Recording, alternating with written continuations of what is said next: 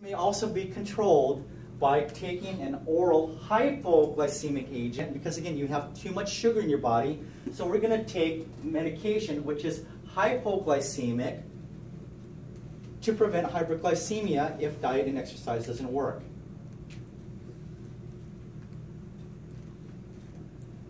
Okay. Any questions here?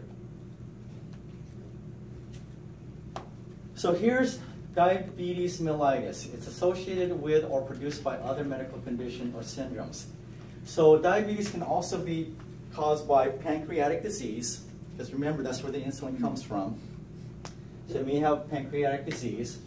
Hormonal abnormalities may produce diabetic symptoms and may also need treatment with insulin or oral hypoglycemic drugs. So this is what happens.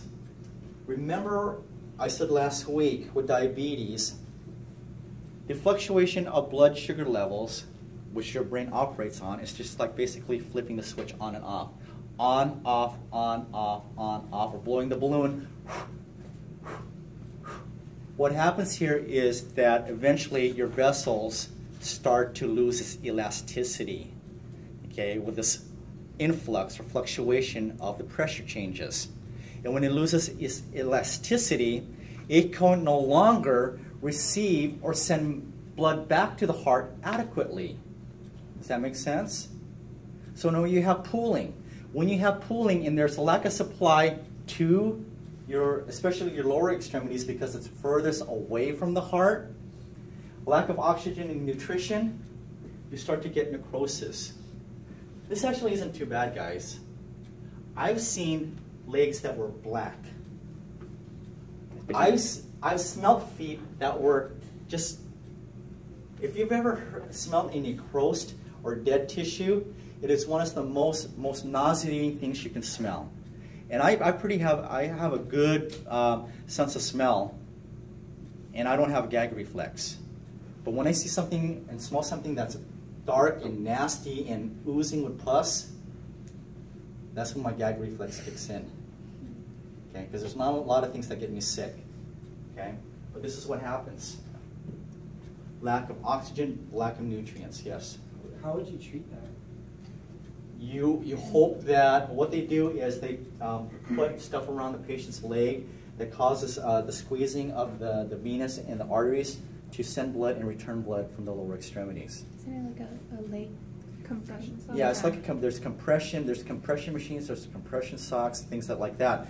But once this happens, you need to treat this immediately, because if this continues like this, eventually the treatment for that is amputation.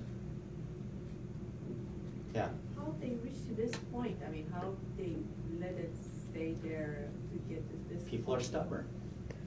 People don't change their lifestyle. Yeah, they're just stubborn. They just let it go, let it go, let it go, thinking that it's going to go away. Do they ever lose function of their limbs or anything like that? Well, when they lose function of it, Yeah. that's when we have to amputate.